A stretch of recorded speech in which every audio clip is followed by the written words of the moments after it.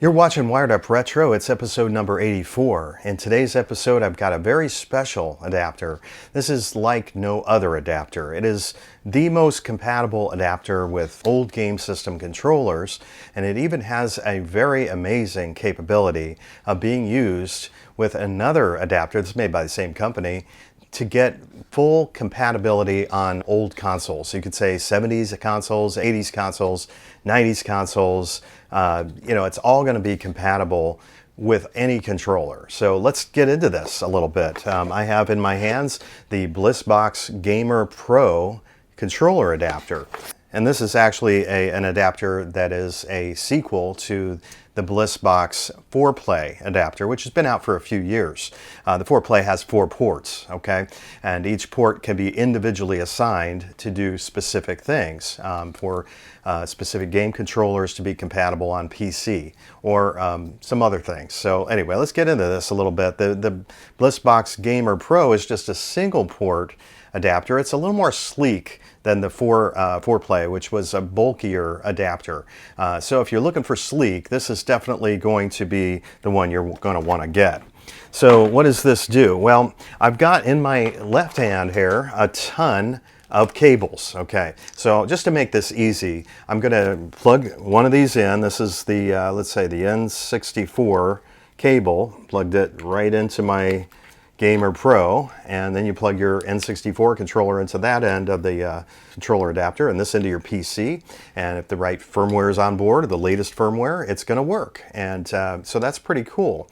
Now on the left side of your screen, I've got all the different kinds of controllers that these different adapters are going to enable you to use. The only one I'm missing is the one for PC controllers. It's not currently in production, but all the other cables I believe are, so that's why I have these. A lot of different game system controllers work with this.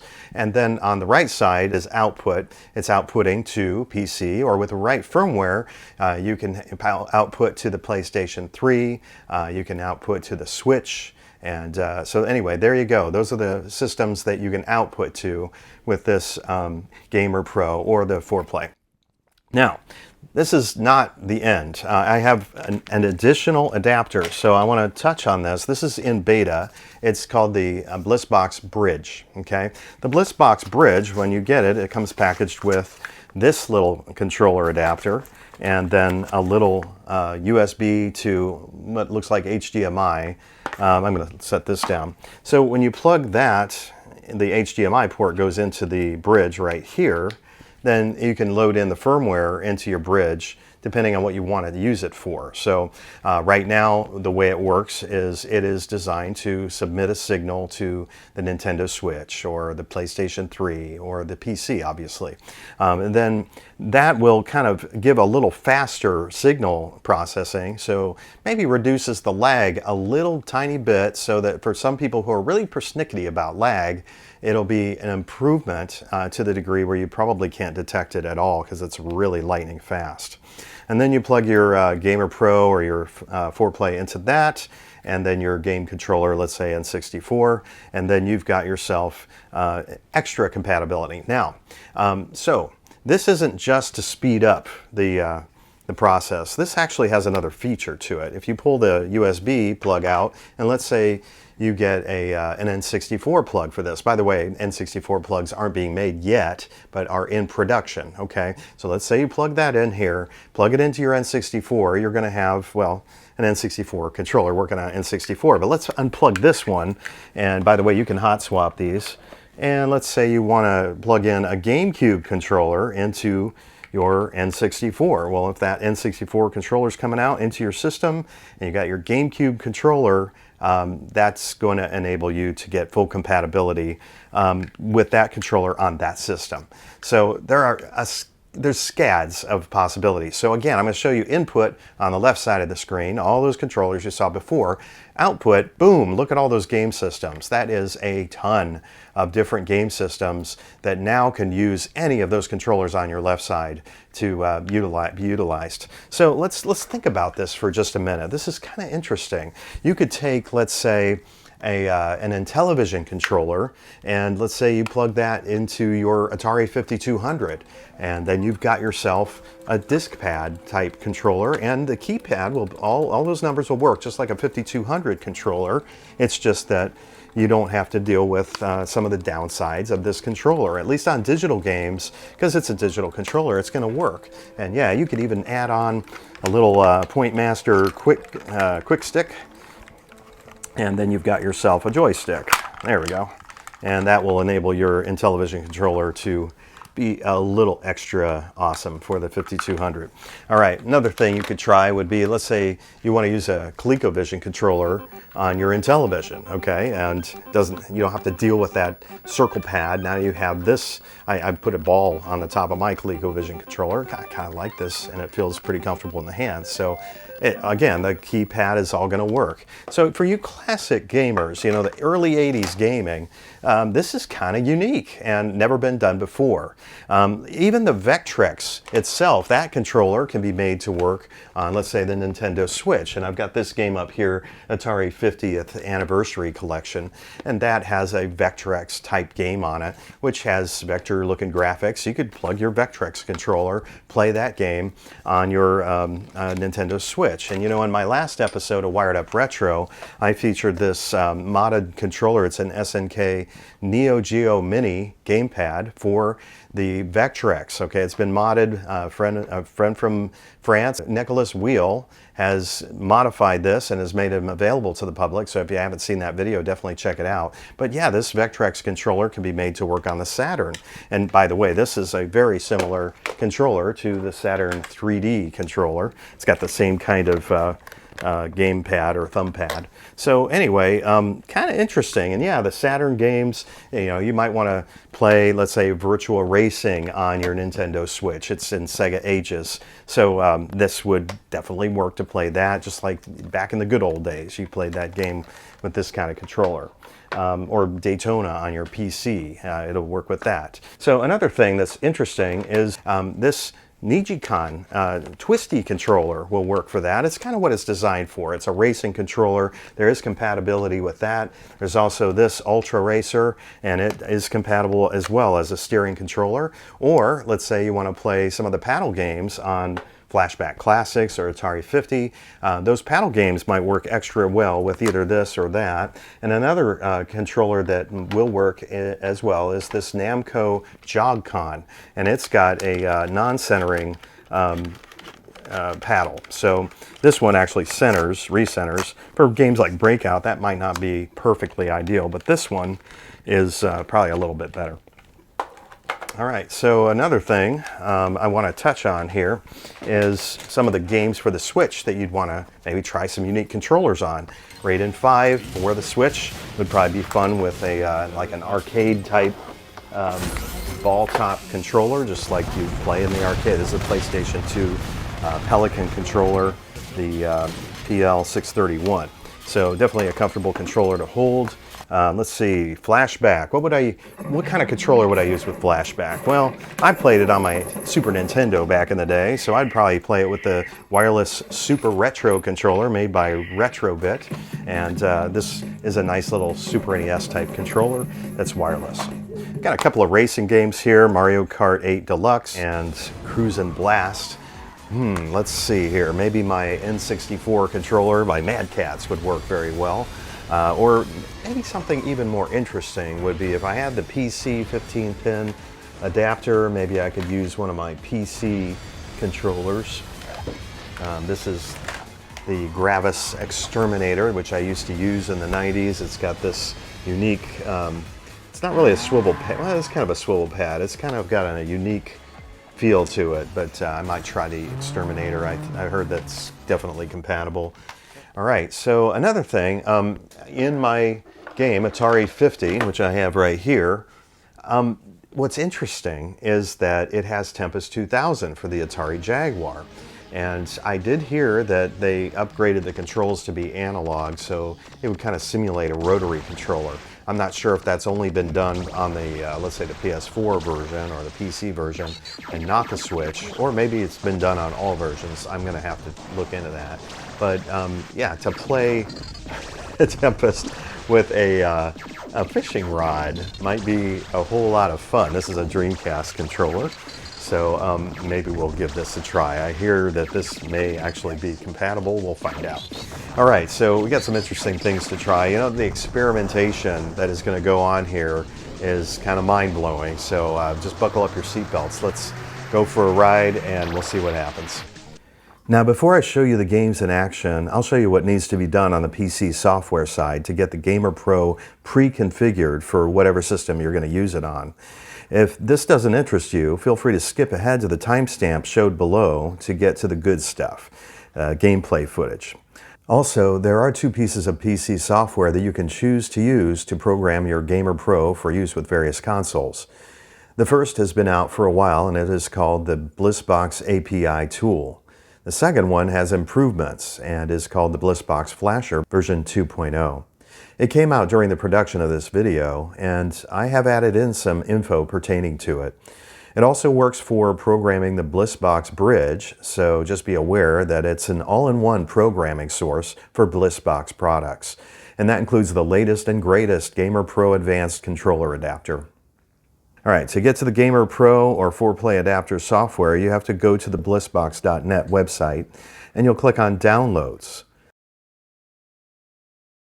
You'll see the three blades labeled as 4Play and Gamer Pro. There's another one called Bridge and another one called Software. Now let's first go to Software. Here you can download the API tool, and there are details you can read about on this page. So yeah, let's just click that Download Now button there and it'll go to the zip file. When you click that, I have it opened in 7-zip. I can just extract that file. There, it's extracting, and I get a little icon there on the screen, and I can click that and create a little Bliss-box icon. All right, so that icon you just saw right over here is replaced with a shortcut. Now, I actually have the original file down here in my Downloads folder, and I'm going to scroll down until I see that folder called Bliss-box 2.9.3 API tool. Double clicking that, and there's the actual Bliss-box API.exe file in its originating place. Okay, but yeah, I created the shortcut on the desktop. All right, so let's go back to the main website of Bliss-box, and I'm back to the Downloads page here. We're going to go on over to 4Play and Gamer Pro, and there are some things that could be downloaded. You could download 3.0, which is the hex file that you're going to use in the Gamer Pro. That's the main one for PC use and Blister and you know, all sorts of different applications. There's 2.0, which has some interesting aspects to it. Then we have the PlayStation 3 download file. That's a hex file. And we've got PSC, which is PlayStation Classic. The Xbox Original, you can download a hex file for the Gamer Pro to use it on the Xbox. And then the Switch. There's two versions, 3.0 and 2.0. And we'll probably be messing around with 3.0. And then if we scroll a little further down, there's a flash tool, which is different from the API, which is essentially a flash tool that's, you know, it's made by Bliss-box. But this one is more generic, and the reason he's got that in here is in case you're having trouble with the API Bliss-box flash tool, this standalone flasher, which is what it's called, can be helpful. And also, if you accidentally brick your Gamer Pro, you can use this flash tool easily and put it in safe mode and solve the problem really quick. So yeah, you probably want to download that standalone flasher, and it's done by clicking this particular link right here. All right, so I'm going to download some of these, put them on my desktop, and then run them through my Gamer Pro so we can actually start playing some games. Okay, so I went in and downloaded the PlayStation 3 zip file for the hex file. This is the original Xbox, and then this is the Switch hex file, and it's a in zip form right now.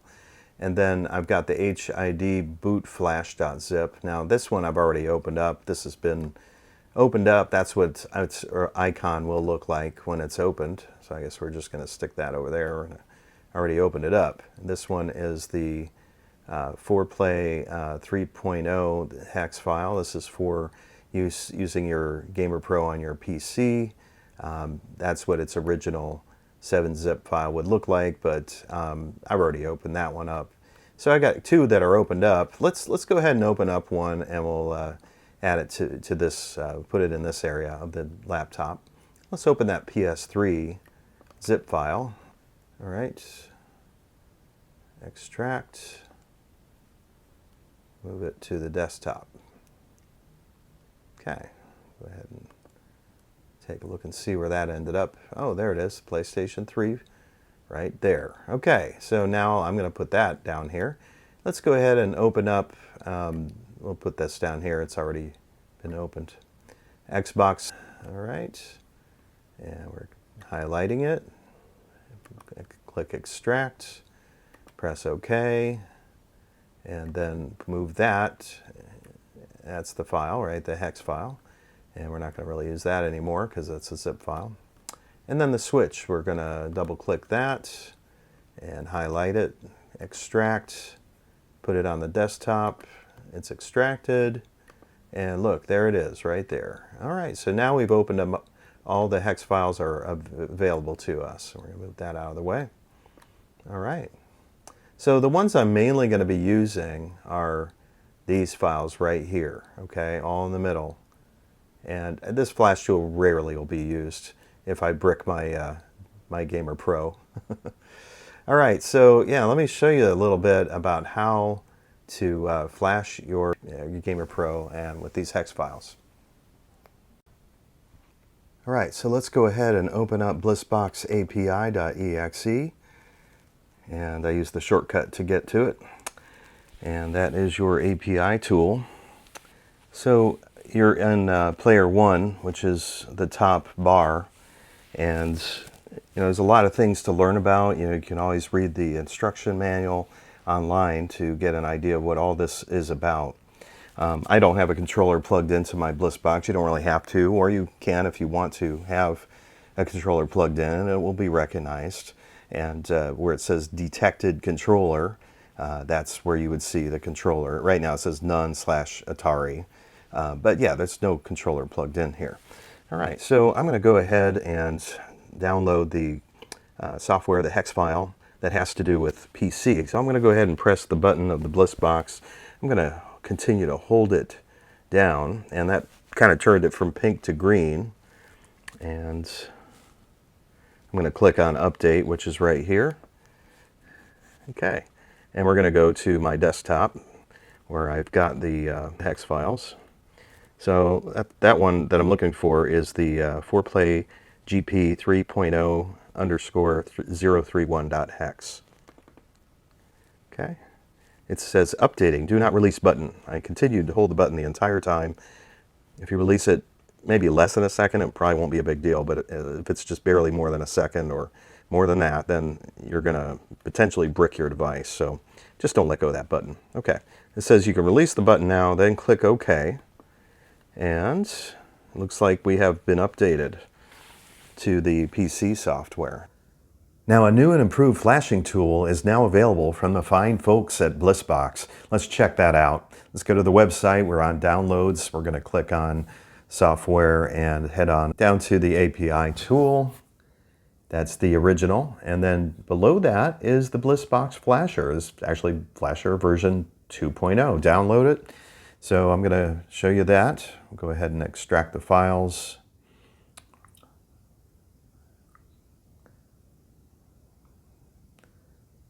And we're going to, extract it right there and extract it into my Downloads file folder.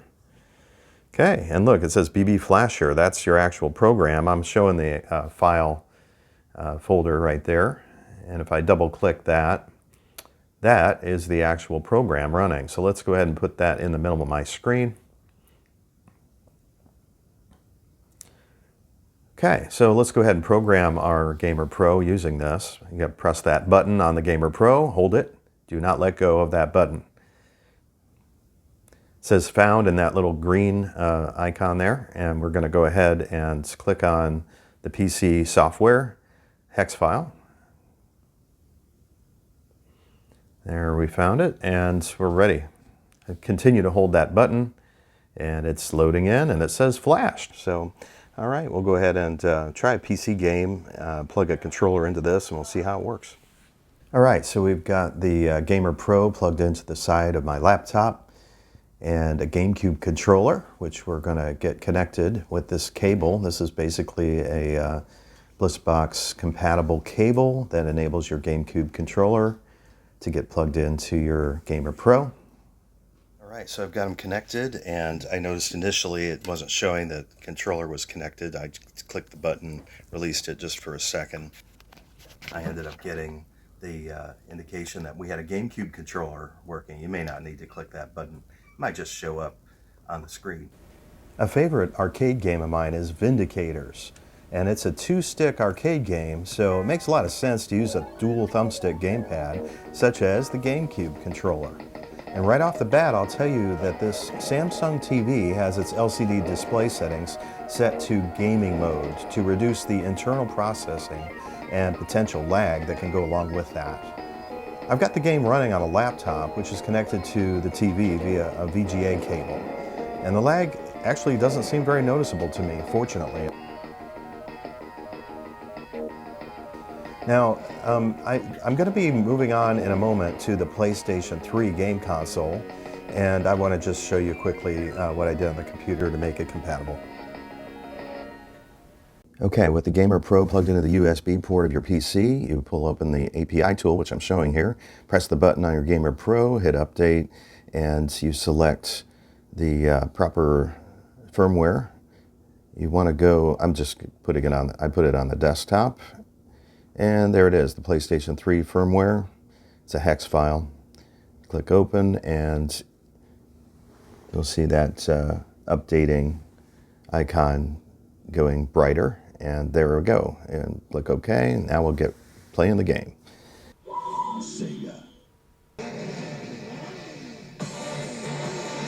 So what I've got here is Sonic All-Stars Racing Transformed. So yeah, I'm of course going to go back to the old school days and plug in a Dreamcast controller into my PlayStation 3 through the Gamer Pro. It's working fine. I am definitely liking the feel of this Dreamcast controller. You know, there are pros and cons to using a Dreamcast controller. Sometimes on racing games, I noticed back in the old days, my hands would get kind of sore, but you know, for the first 15-20 minutes, it feels kind of great playing the game. Definitely enjoy it. And this is a great game to showcase the Dreamcast controller. We got you know, racing levels with 4 wheels. We also have racing levels on the sea. There's also some air levels as well, which I'm going to show you in a minute. Using a different controller, a different Sega controller that might be of interest to you. Let me switch out to that, and lo and behold, what I'm going to show you here is just a quick switch over to the Sega 3D control pad for the Sega Saturn, which for this kind of game is kind of a special controller. Look at me in the air levels. I'm kind of feeling a little bit of a reminiscence to the Sega Knights game for the Saturn. You're flying around. I don't know, there's something about that swivel thumb pad that just makes flight levels, I don't know, just feel really, really cool. So yeah, really like the Sega 3D control pad. It's kind of an extra special controller.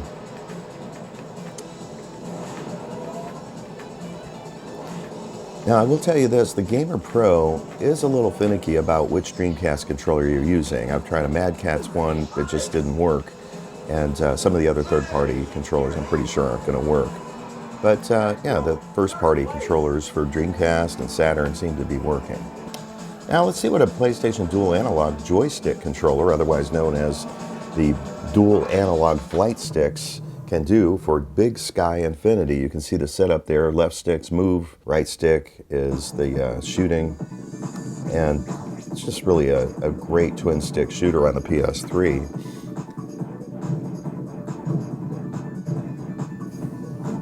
Now I've got this playing on my TCL 49-inch TV from I think 2017. This is a 4K TV, And I've checked, and I cannot for the life of me find a gaming mode on the TV display options. So I'm just playing it in regular, display mode, which might be giving me just a hint more lag than what I really want. It's not bad, but is it the best? I don't think so. So I will be, in a moment, switching out to a TV that I know doesn't have any lag. There you go. An old CRT TV. So, yeah, let's see a different game. This is actually a PS1 game in my PS3, Konami Arcade Classics. And I've got a game in there to show off. But first, I've got to set my controller. I switched over to this GameCube controller so I could have a home button capability. Once I get the home button pressed, then I can switch over to analog for the controls on a PS1 game. Yeah, see the description if you want to know more about that. Pick Gyrus. And Gyrus, now you notice I just switched over to a different controller. Got rid of the GameCube controller, picked up a 5200 controller. An Atari 5200 joystick is an analog controller. This game isn't really analog, it's just a digital game. But what's neat about it is that the movement is based on just taking that joystick and moving it in a circular pattern around the perimeter of that base of the joystick. So the 5200, the version of the Gyrus, has the same exact kind of control. So I like this, I'm used to it, and it's a pretty nice way to play Gyrus. Maybe not the perfect way, but it's pretty awesome. I'm really liking the nostalgia of holding that 5200 controller to play the actual arcade version of Gyrus. So, all right. I want to also switch out to that Sega 3D control pad. And this actually has that swivel pad that allows you to go in that circular motion very easily. Great for Gyrus. I really kind of like this actually better than the 5200 controller for this game. It's definitely a wonder to play Gyrus with the Sega 3D controller. So definitely, if you're going to get a Gamer Pro, give this a try. Oh yeah, there's another thing I want to point out here, and that is I did try playing this PS3 game, or PS1 game, on my TCL TV, that 4K LCD. And it did have a hint more lag than what I'm getting on this CRT monitor. So I definitely saw a difference. I could still pick up on a hint of lag the way it is right now, but I wouldn't say it bothered me too much. But yeah, you could barely notice it. Another thing, playing PS1 games in a PS3 just opens up a huge library of additional games you can use the Gamer Pro with, so I think that's awesome. All right, so yeah, let's move on to the original Xbox. You're going to plug your Gamer Pro into your laptop and click on the software, Bliss-box software API tool. And you're going to click Update. Now, what you're doing here is just getting the PS3 firmware out of there. So I'm just going to find the PC software. There's the file that has it in it. There it is, a hex file. And yeah, I'm just putting the PC compatible software in it. So then once that's completed, you can now just enter the regular API tool by clicking Continue. And here we go. All right, so now from here, we're going to press the button. So pressing the button, it's going to allow you to update into the Xbox firmware. Okay, so I am going to have to go to the desktop. That's where I have it at. And scroll down here. There it is. I have a little file, hex file there. Double click that, open it, and it's going to load in. And that little updating symbol is kind of brightening up. And now we're ready to go. Click OK. We're ready to play some Xbox games through the Gamer Pro. All right, so we've got our Saturn controller hooked into the Bliss-box. I'm going to show you how I hooked it up to the original Xbox. So yeah, that cord from the Saturn controller gets plugged into the Bliss-box cable that goes into the Gamer Pro. Then I've got a USB to Xbox cable that I bought off eBay. So with just a daisy chain of, I think, 3 cables here, we're ready to play some Panzer Dragoon Orta. So here at the beginning of the game, I'm not running into any issues. You know, I kind of thought, since this is not a 2-stick gamepad like the Xbox controller is, that maybe I'd run into some issues, but that doesn't seem to be the case. It's controlling very well. Got all the buttons I need and all the directional control I need. This is great. Awesome to be playing this Saturn game on my original Xbox with a Saturn controller. So cool. There's another game I'm going to be showing you here in a moment that's a mech-based game, which is Mech Assault. And that game kind of does require 2 joysticks. So I'm going to get a special controller out that you've seen before to try that out. That game is going to be pretty epic with that. So let's give it a shot. Whoa, I'm reading some signatures in the canyon to the north of our position. We've got company. So yeah, Mech Assault is a great game to use the Sony PS1 analog joystick with.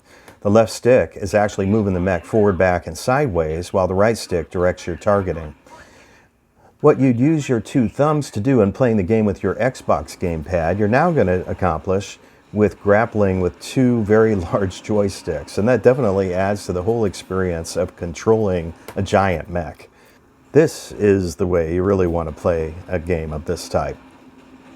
Now, there are times in the game where you want to use your jump jets to raise the mech off the ground, and that requires a controller with a click-in button under one of the thumbsticks.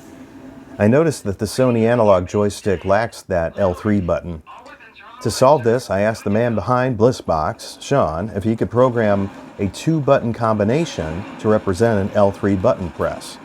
He responded right away with an altered Xbox firmware, or hex file, which did exactly what I wanted it to once I loaded it in. With a combination press of R1 on the left stick and D-pad up on the right stick, my mech's jump jets were ignited, and it launched me up in the air. Just so awesome. I am very happy about that. Sean, the owner of Bliss-box Company, thank you so much. You're always open to making improvements, and I really appreciate that. You know, the suggestions of your customers are being heard, and you're doing, good work. I really appreciate that. All right, so now you've got so many different options with these dual flight sticks to play. I've got Defender up on the upper left-hand side of the screen. I've got Metal Arms Glitch in the System down below that. And to the right, I've got Mech Assault, and above that on the right I've got Rally Sport Challenge 2 playing with the Nijikon. There is a subtle little bit of lag, so in our next section of the video having to do with a Nintendo Switch, I will be going a little bit into what you can do about lag using the bridge, so definitely stay tuned. I'll show you how all that works. Definitely looking forward to that. This bridge can be used on all these systems: PS3, original Xbox, Nintendo Switch, even PC. So yeah, I'll show you the PC setup for the Nintendo Switch. Let's take a look at that. Okay, with the Gamer Pro plugged into my PC, you open the API tool and press the button on the Gamer Pro and hit Update. And you're going to select the firmware that you're after here, which is the Switch firmware, which I have over here on my desktop. And there it is. The updating happened, and it looks like we've got success. So I'll also show my Bliss-box Flasher version 2.0 with my Gamer Pro. If it's got Xbox firmware on board, you're going to want to get that out of there by pressing the button when you plug it in, okay? If you don't press that button while plugging it in, that may not allow you to flash, but yeah, it's letting me flash over that Xbox firmware with the firmware I want to go to the Switch. So there it goes. It flashed successfully. Okay, we've got our Switch now all fired up, and we are going to play some of the games. Really, I want to focus in on this Atari 50, the anniversary celebration game. But before I do that, I do want to show you some of the games I used the Gamer Pro to play, including Mini Motor Racing X, which is a very charming little RC game. So ultimately, this is played with a PlayStation 1 controller that I have called the Logic 3 Top Drive Reactor, and that's actually original PlayStation controller. It has a DualShock mode, and that's what I use to play this game. It's just really a whole lot of fun playing with that controller. And moving forward, I want to show you a little Mario Kart 8 Deluxe. This is one of the top tier Nintendo Switch racing games, and definitely a whole lot of fun being played with my Gamer Pro and the controller in hand. Whole lot of fun. I also would invite you to try other controllers to use with this game. Anything from, GameCube controller to N64, even an Atari Jaguar controller being used with this game would sure make it kind of an interesting experience. So yeah, so many possibilities.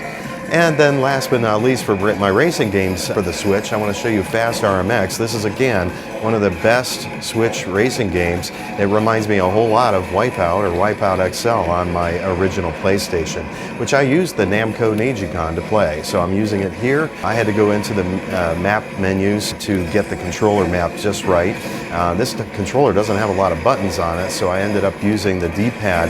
And fortunately, this game allows for certain button actions to happen by pressing certain directions on the D-pad, so I was really grateful for that. And it just is really ideal when you use the Namco Nijicon to play a game like this. Floating hovercraft racing, definitely a win. All right, so let's move on now to the Atari 50 anniversary celebration. And I've got my PlayStation, this is just a PS2 controller, I believe, hooked up, PlayStation 1 actually, hooked up here, and go ahead and there we go. All right, so now we're going to get into the game. Now, you're really ultimately not going to want to play with this controller. You're going to want to play with an Atari controller. So how are you going to do that? Well, I'm going to trade out this for that, but first I want to get into the actual menus of the game and use this controller for that purpose, because there's a lot of different buttons that you're going to be required to press. Anything from Y or B to A. So anyway, let's just go ahead and get into the game. There we go. Now, you can either go through the history of gaming, which is fun. I've done it already. So you could also go to the game library. So if you hit library, which is this button, then you can just see all the games, okay? So these are some of the newer ones. You got Vector Sector here, Yars Revenge, the new version. It's got kind of both old and new. Asteroids Arcade. Anyway, so many different games to play. Go through here. Wow. All right, let's hit Asteroids and we'll play with this controller. I'm going to go ahead and start the game with this one. All right, so select and play the game. All right, so you can basically hit the start button and switch out your controller.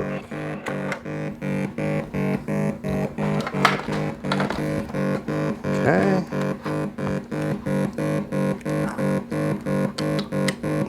Hit the button.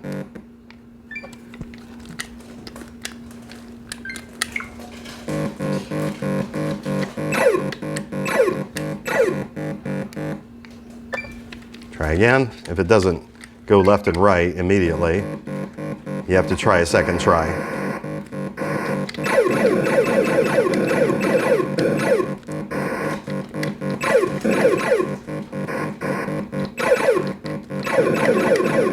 So I'm using an actual 1980s or late 70s controller on a Nintendo Switch, a system from 2017. It's pretty amazing, actually. I'm getting a very slight hint of lag. I can definitely kind of feel it, and it's nothing like debilitating for gameplay, but I would say it's noticeable. So that'll be fixed with using the bridge, which I'm intending on doing here in a minute. Yikes, get out of there. Okay, so I want to show you another game.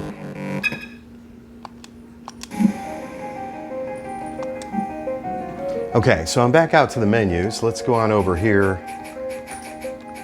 All right, so there's a game that I want to play, Super Breakout, and we're going to go ahead and press X to get into the game. There we go. There we go. All right, so I'm trading out controllers at this point. Just disconnected that one. And the Ultra Racer paddle will now be used. Okay, here we go. A couple seconds for it to be recognized. And here we go. Hopefully it works.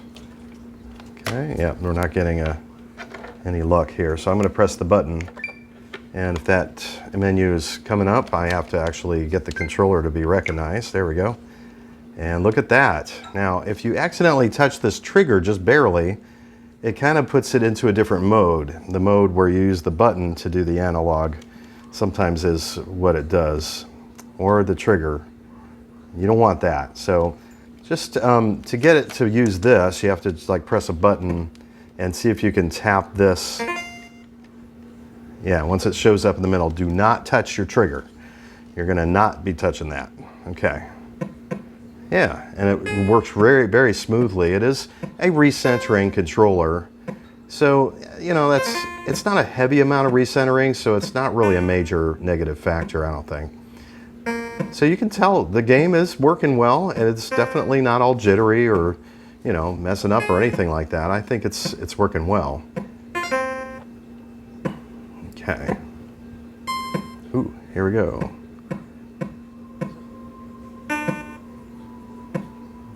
Having a severely good time here. This is pretty awesome.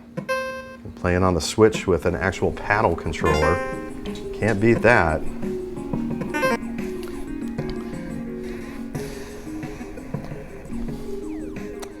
All right, I did want to show you Yars Revenge, the new version. I have a new method that enables you to use this Gamer Pro along with 2600 and Genesis controllers simultaneously. And that is using a splitter cable, a 9-pin splitter. That's a 9-pin female to 2 male splitter cable. I've got that off monoprice.com a while back pretty cheaply. Now this has actually a metal end that's a little tiny bit too wide to go into the Gamer Pro through the 9-pin connection it offers. It's just a little too fat. So I bought a 9-pin connector cable. It's basically an extension cord, 9-pin male to female, and that enabled everything to fit. So you might have to buy that if you're using this splitter cable method. But once it's all set up, it's going to work great. I'm going to go ahead and get into the game here, Yars Revenge, and once the game starts, there we go. Pick up the 2600 joystick and play it the way that you played it when you were young. I would say there's minimal lag. I'm picking up on a hint of lag, but it's not very noticeable. So far, I'm pretty happy with what I'm getting here as far as control. You can't use a 6-button. All right. Can't use a 6-button Genesis controller with this method, with the splitter. It has to be a 3-button. With a 6-button, you get some issues with some button presses that you don't want. So just letting you know. Okay.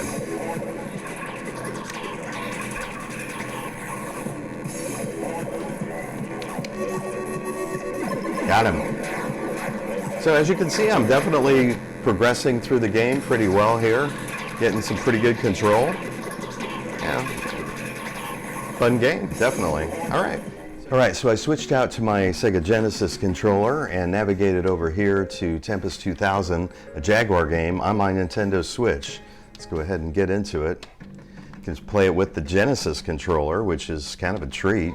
You know, not that I don't like the Jaguar controller. I'm very used to using that controller, but it's just kind of unique to use a Sega Genesis controller to play this game.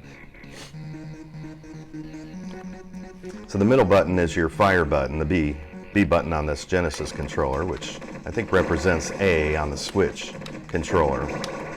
And then the Super Zapper is, I believe, A on the Genesis controller, which I believe represents the B button on the Switch controllers.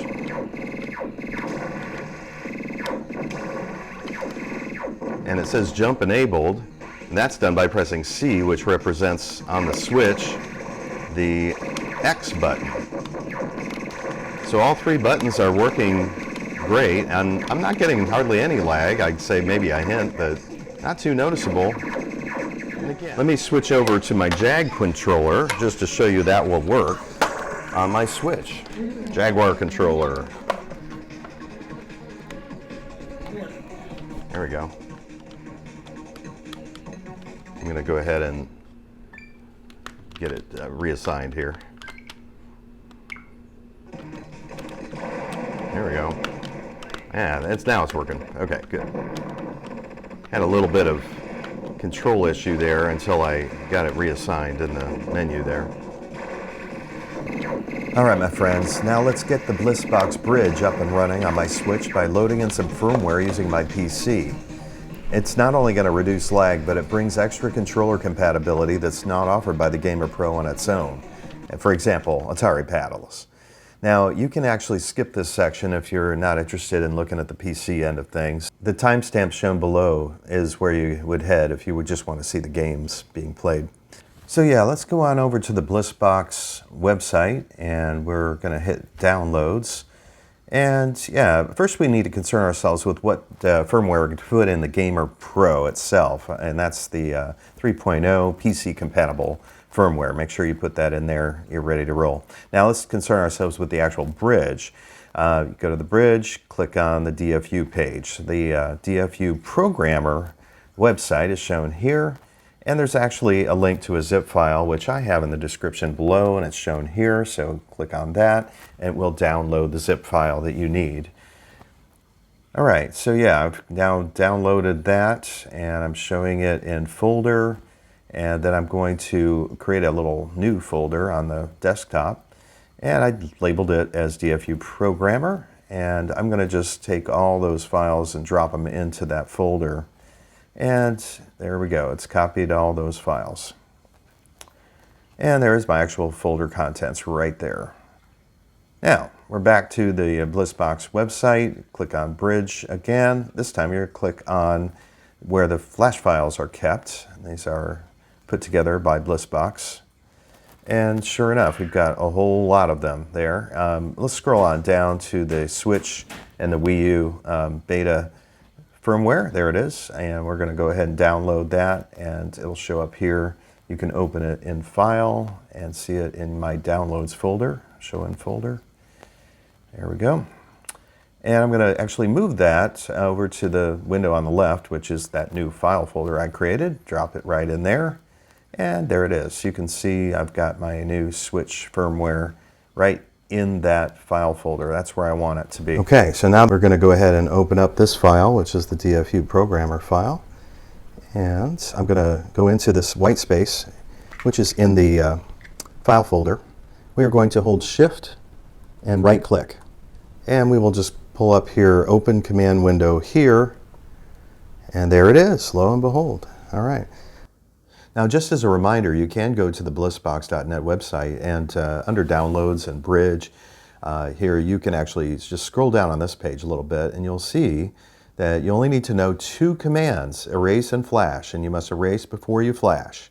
Here are the examples, and it gives a couple example lines. So let's utilize that information. So now we're ready to go ahead and plug the bridge into the laptop, which I'll go ahead and proceed to do right now. Okay, we are plugged in. Okay, I've waited about 5-10 seconds. It's now ready for the button to be pressed on it. I just tap it, and now it's ready to roll. I'm going to type in the erase command, which is given in the instructions, DFU-programmer space ATMEGA 32U4 space erase. All right, we got ourselves a command line. I'm pressing enter. And no device present. So that didn't work.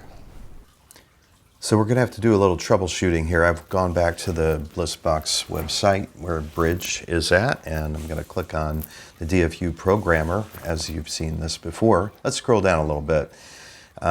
You see that where it says DFU Programmer Repository Move to GitHub? Well, you click on that and go there. So let's scroll down a little bit. And we see a program called Zadig. It's a popular tool for managing current USB drivers. So anyway, let's go ahead and scroll down. You can download this Zadig 2.8, 5 megabytes, little tiny program. And yeah, before you do anything, plug that bridge in to your laptop, get it ready. All right, so we've got the program loaded in, and you'll notice I've got my clicker on options. So you're going to list all devices. And there's the device, ATM32U4DFU. So I'm going to go ahead and switch this from Win USB to libUSB-Win32. Click on Replace Driver, and it installs the new driver. And I'm speeding this up. All right, installed successfully. You can hit the close, get Zadig out of there. You don't need to use that anymore. All right, so we're back up on our main screen. I'm going to click that file folder, DFU Programmer, where I have all the goodies in there. And I'm going to pull up this README, read this instructions, which I have made in case any of you might benefit from that. And it talks about how to, get things taken care of here. I've got my bridge connected. I'm going to go ahead and press the button. Just quick tap gets it recognized. Okay. And in order to erase what's in there right now, I am going to use an erase command in the actual DFU programmer, or you could say the command prompt. So to get to the command prompt, you're going to press Shift and right click. And sometimes that works and sometimes it doesn't. Let's try again. Shift, right click. There it is. Open command window here. Yes, sometimes I have to try twice, 3 times. All right, now there's our command line command window. So what I'm going to go ahead and do is erase that PC software that's in my bridge and put in the switch software. So let's go ahead and type in C:\DFU programmer, space @mega 32U4 space erase. I already pressed the button on the bridge, so it should be ready to receive this. And yes, it has success. Now what I'm going to do is, now that it's erased, we can go ahead with putting in the switch/WiiU beta hex file, or you could say the file for the bridge. All right, so that is actually shown right here in my DFU programmer window, and so I'm going to again type in C:\DFU-programmer space @mega 32U4 space flash. Then you type in this, the bridge BRIDG switch _ WiiU BETA .0002.x. Okay, and I already pressed my bridge button a few minutes ago. It's ready to receive. Okay, it's now loaded with the switch software. And for those of you who want to use the Bliss-box Flasher version 2.0, which I'm showing here, let me just pull open that file folder that has it in it. There it is, BB Flasher, I'm pointing to it. And the switch file is right there, switch WiiU beta.hex. And you're going to plug in your bridge, you're pressing the button, just tap it. And there, that's going to be turning a green color, just to say, hey, we're ready for it. And we're going to just click that switch WiiU beta hex file. And it will automatically erase and write what you asked it to write to it. So it was really simple. And now I'm just going to plug in my bridge over into my switch and plug the Gamer Pro, which is programmed with PC software, into that. And we're ready to roll, playing with a significantly less amount of lag. Oh yeah, and one more thing. I wanted to show you the Enable Advanced Options menu. This is kind of cool. You click on peripheral mode. You can select between a controller, a mouse, a trackball, a tablet, a wheel, a guitar. Lots of different options there. You can select your PC pull rate in milliseconds. You could invert the y-axis of your left stick or the right stick or both. That's kind of nice to have. And then the dead zone can also be selected from 0 all the way down to 9. So yeah, nice that he provides all these options. You can do a whole lot with this Bliss-box Flasher version 2.0. Okay, so now we got the bridge all hooked up with the Gamer Pro and my Jaguar controller back to Tempest 2000. Let's see how it goes here. Looking for, determining if there's a big difference on lag or maybe small difference. Okay.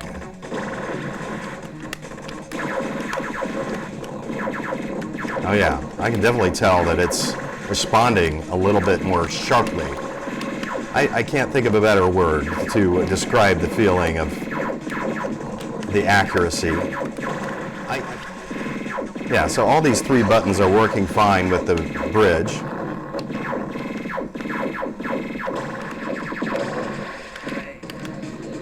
Just missed it. So I'm liking what I'm feeling. Let's go over to the 2600 game Asteroids, and I'll hook up my 2600 controller again, see how that feels. All right, so I plugged my PlayStation controller in, navigated over here to Asteroids, and we're going to start that game up with this. And yeah, that starts with the start button, which my 2600 controller doesn't have, so let's go ahead and start the game. Unplug this. 2600 controller gets plugged in. And we'll try it out. Oh, looks like we've got them perpetually spinning, so we're going to try again. Wait a couple seconds. There we go. Wow. Ooh. I'm getting some really, really accurate fire. It feels sharp, you know, like it's really accurate and honed in. I'm feeling pretty good about this.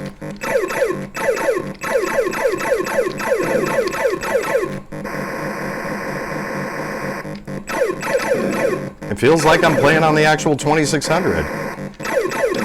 This is nice. The bridge does get done when it's supposed to, which I'm pleased about. There's another game I want to show you that I think would be kind of cool, and that's a 5200 game using the 5200 controller. Let's give that a try. Okay, so I'm going to get into the game first.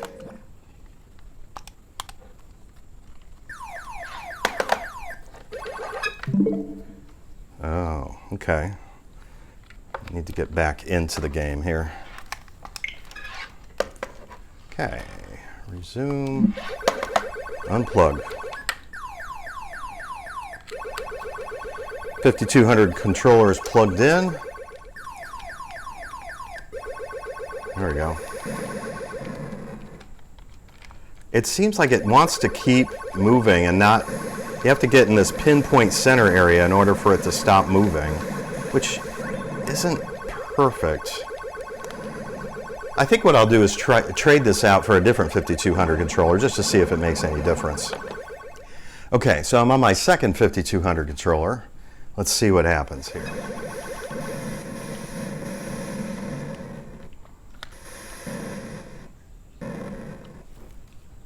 Hey, you know what? This is actually working a little bit better. Maybe it's just the actual 5200 controller. I also notice it's starting out on a different place on the screen. There we go. Oh yeah, this is definitely better. So you know what? I think it depends on how good a condition your 5200 controller's in. This one seems to be working great. You know, I want to try Super Breakout just to see how great the analog is on that with this controller. Yeah, it started near the center of the screen instead of way down to the lower section. Yeah. Anyway, I'll be trying that here in a moment. I'm much better at this game with a paddle, for sure. There we go.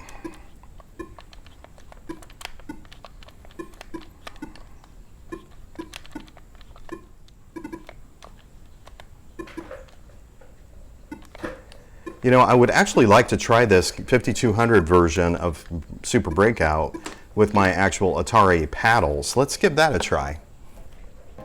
Okay, so I've tried the 5200 version with these paddles and I was having a little issue, and it was just kind of going on the right side of the screen and not the left.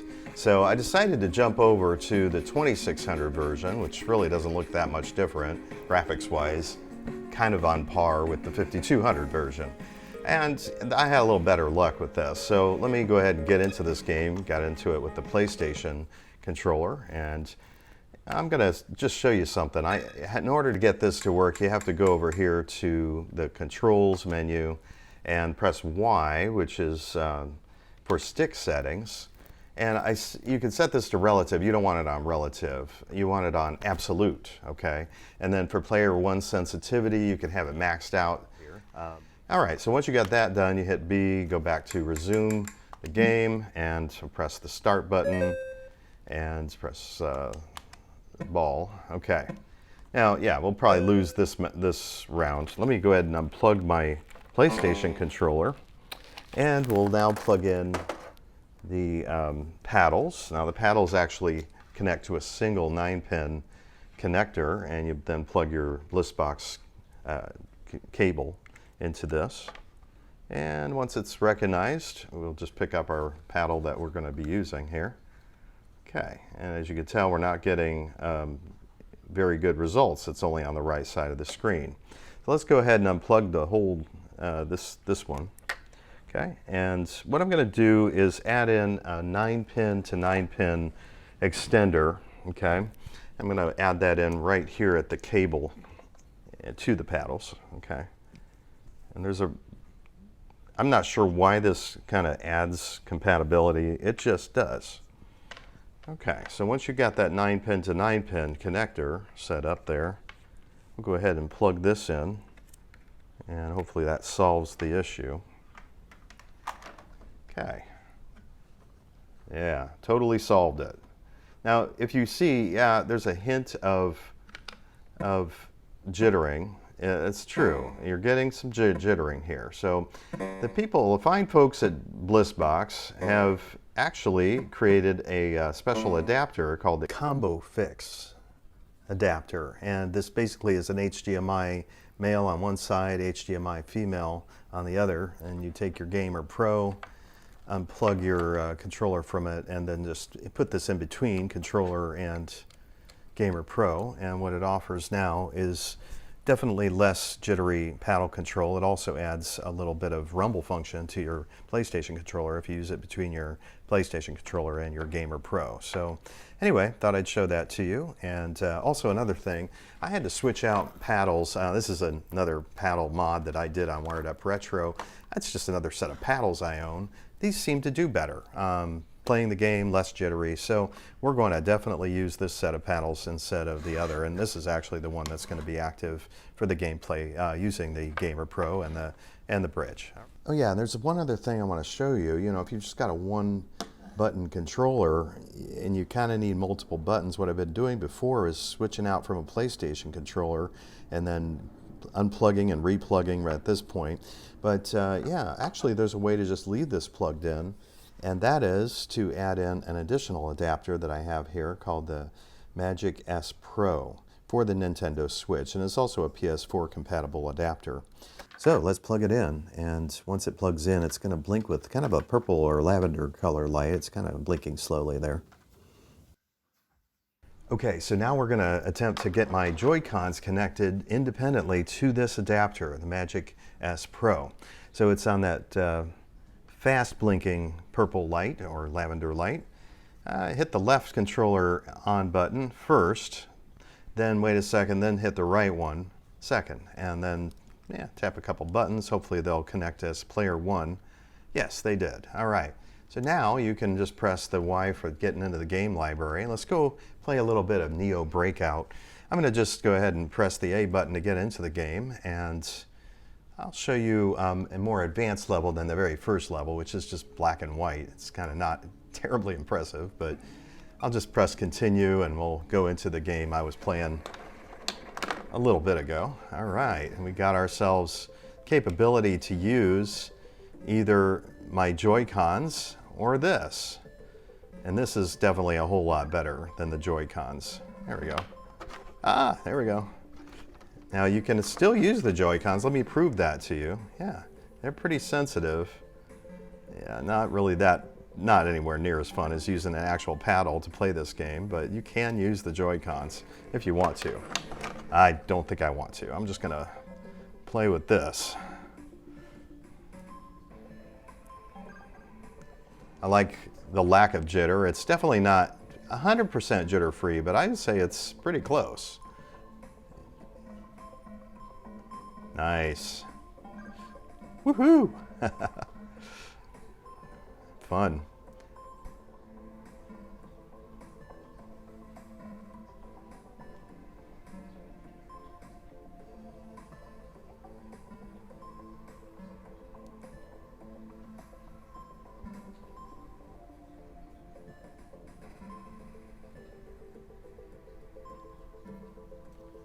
Yes. All right, on to the next level. Let's see what that looks like. And if you want to get out of the game, you can easily just, press this, and you can do quit game. Yes, it'll take you back to the main menu. Control with these. You can play whatever game you want. So it's pretty sweet. Well, guys, I hope you really enjoyed this episode. I will tell you that the Bliss-box in combination with the Bridge is a great option, but what's even maybe better would be the Bliss-box Gamer Pro Advanced, so you can check that out, and the Bliss-box website will get you started. I'm probably going to produce a video on that particular adapter sometime in the future, so definitely keep watching my channel. If you haven't subscribed yet, give us a subscribe, and definitely like the video if you enjoyed it. Man, we sure had a total lot of fun with these old controllers on new game systems like the Switch, and played some pretty cool games on this Atari 50 anniversary. So much fun. Now, I gotta tell you, I told you at the beginning of the episode that I would try the Dreamcast fishing rod with its reel on Tempest. I tried it on the Switch. I didn't get much luck with that because the Switch version, and pretty much all versions you can find of Tempest, or Tempest 2000 for that matter, have the left stick assigned to go left-right around the ring. So ultimately, the fishing reel rod, the reel itself, is not assigned to the left stick, so it just didn't work. But it's not just that. It's really, the reel, when you're going forwards, it does register as a positive input, but when you go backwards, there's no registering of positive or negative. Kind of a speed adjuster, if you will. You slow down, it doesn't go forward as fast, but yeah, it won't go the other opposite direction, unfortunately. So yeah, if you really enjoyed this episode, I definitely want to hear your feedback. Are you going to get a Bliss-box Gamer Pro Advance? Are you going to get one of these or both of these? I definitely want to hear back from you in the comments below. So boy, we sure had fun. I definitely enjoyed telling you guys about this. It's pretty exciting. This is right up my alley. This kind of stuff is what Wired Up Retro is all about. So we are at the pinnacle of Wired Up Retro. We're going to head forward into some other interesting videos not too long from now. I have been kind of away for a while with the loss of my dad and going out and visiting mom, hour and a half away from my home. And it's been a lot. My weekends have been kind of busy. But I am planning on getting back to more frequent video production, and I hope you guys will enjoy those videos, and we're going to have a lot of fun. So, all right, well, keep gaming out there. You guys take care.